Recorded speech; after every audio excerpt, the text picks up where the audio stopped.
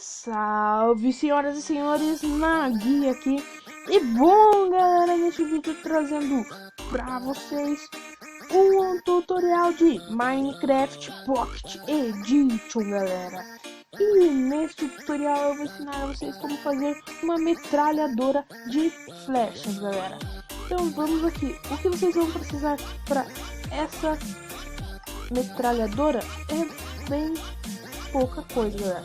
Vamos precisar de qualquer bloco, vou pegar um bloco de madeira aqui. Vamos precisar de um ejetor. Vamos precisar das flechas, é óbvio, que sou o atirador de flechas. E vamos precisar das flechas de redstone e tocha de redstone, galera.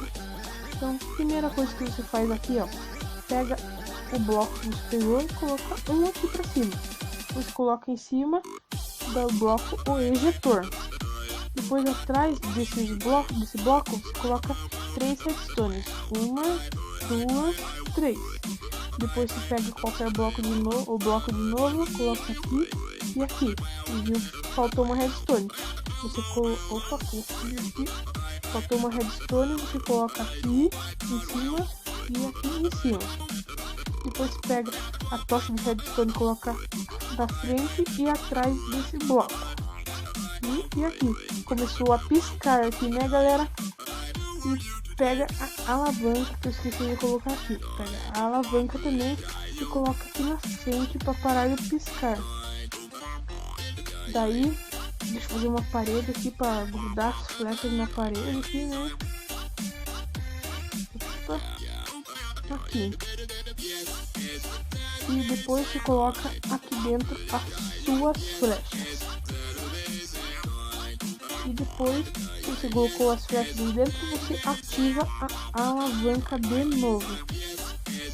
E olha, ele vai começar a atirar as flechas, galera, até acabar o pack de flechas que tem aqui dentro. Olha, ele vai diminuindo porque tá atirando ali. Daí acabou agora, ó, pra vocês verem aqui que acabou. Ó, acabou as flechas e parou de atirar. E você desativa para parar de piscar ali e vai fazer um barulho aí no seu. No meu acho que não tá aparecendo porque tá muito baixo o volume do jogo. Daí só vem perto que vai pegar as flechas e tá com um pack de novo aqui, galera. Então dá pra colocar de novo. Vou colocar de novo e ativar de novo. Então, galera, foi esse daí o tutorial bem simples e rápido.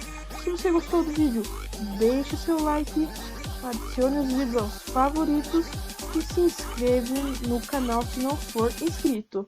Então, galera, falou!